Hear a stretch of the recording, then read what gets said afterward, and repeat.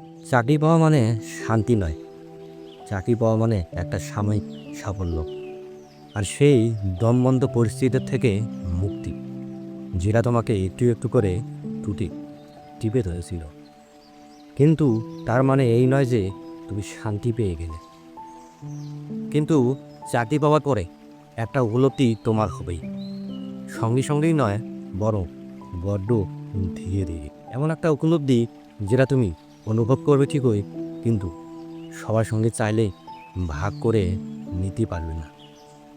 এমন একটা উপলব্ধি যেটা তোমাকে সব দেবে যা তুমি চেয়েছিলে, কিন্তু কোথাও না কোথাও একটা শূন্যতার সঙ্গে তুমি থাকবে, যেটা তুমি কখনো চাওনি বা ভাবোনি।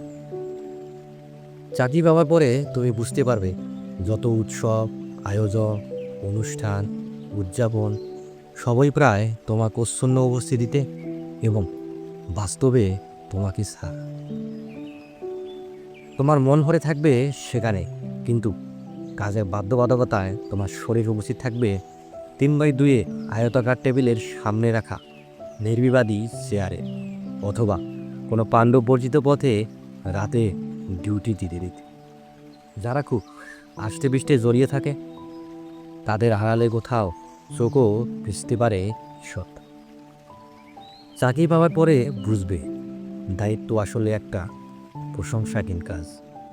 করতে পারলে কেউ প্রশংসা করবে না, কিন্তু না করতে পারলে কেউ সমালোচনা করতেও ছাড়বে না। চাকরি পাওয়ার পরে বুঝবে পরিবার কতটা দাম।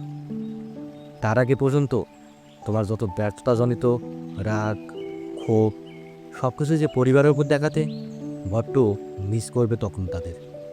এতটাই যে মাঝে মাঝে সব ছেড়ে কিছুক্ষণের জন্য চলে আসতে ইচ্ছে করবে, কিন্তু পারবে না। চাকরি পাওয়ার বেশ কয়েক বছর পরে তুমি খানিকটা বাদ্যযন্ত্রের মতো জীবনযাপন করবে। একই নিয়ম, একই সময়, একই কাজ, রোজ নিয়মিত, অবিরাম।